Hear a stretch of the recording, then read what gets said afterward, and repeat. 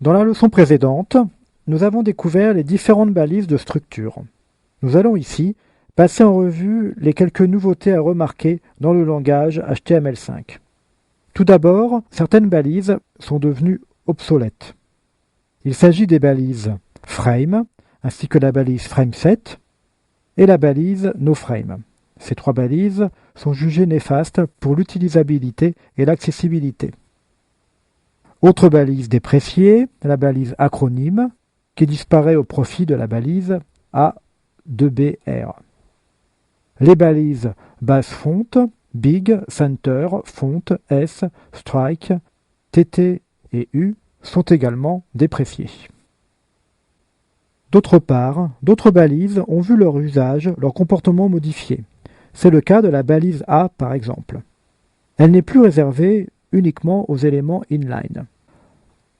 Dans un document XHTML 1.0 strict, la balise A devait être placée à l'intérieur d'un élément de type bloc. Nous aurions écrit la balise A de cette manière. Et une fin de A. À présent, la balise A peut englober l'ensemble du contenu de cette page, c'est-à-dire qu'elle peut être placée avant la balise H1 pour se terminer après la dernière fin de balise P. Nous aurons ainsi un bloc complet cliquable. Autre modification, les balises B, strong, EM et I ont changé légèrement de nature. La balise B présente une plage de texte qui doit être stylistiquement décalée par rapport au texte normal, sans qu'elle ait besoin de transmettre une importance particulière. Ce peut être des mots-clés d'un document, des noms de produits dans une revue, ou des textes présentés de manière particulière, typographique, notamment en gras.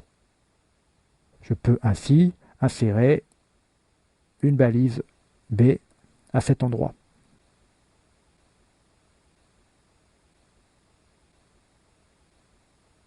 La balise strong, quant à elle, représente un contenu de forte importance.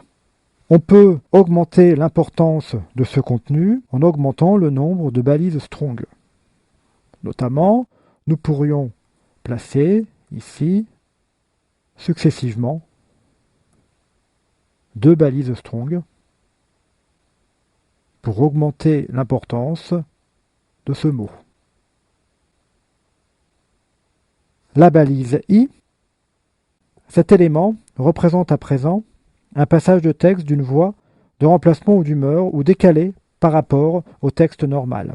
On placera dans la balise I des termes techniques, des expressions idiomatiques, des pensées ou tout élément dont la présentation typographique sera en italique. Enfin, l'élément EM présente une mise en valeur de son contenu, un accent particulier. Suivant la position de cet élément EM, une phrase pourra avoir une signification différente. Par exemple, dans la phrase « Les chats sont des animaux intelligents », si je place l'élément EM au niveau du premier mot, donc les chats, il s'agit de cette phrase parle essentiellement de l'animal, enfin des animaux, les chats. Alors que si je passe cette balise au niveau du mot animaux, l'importance sera marquée sur ce mot animaux et le mot chat passera ensuite en second plan.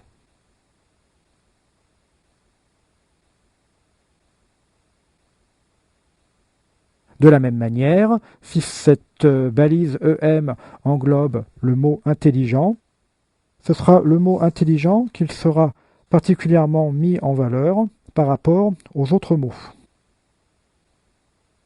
Si l'ensemble de la phrase est entouré d'une balise EM, ce sera la phrase entière et il deviendra ainsi clair que c'est l'ensemble de la phrase qui sera exprimé fortement.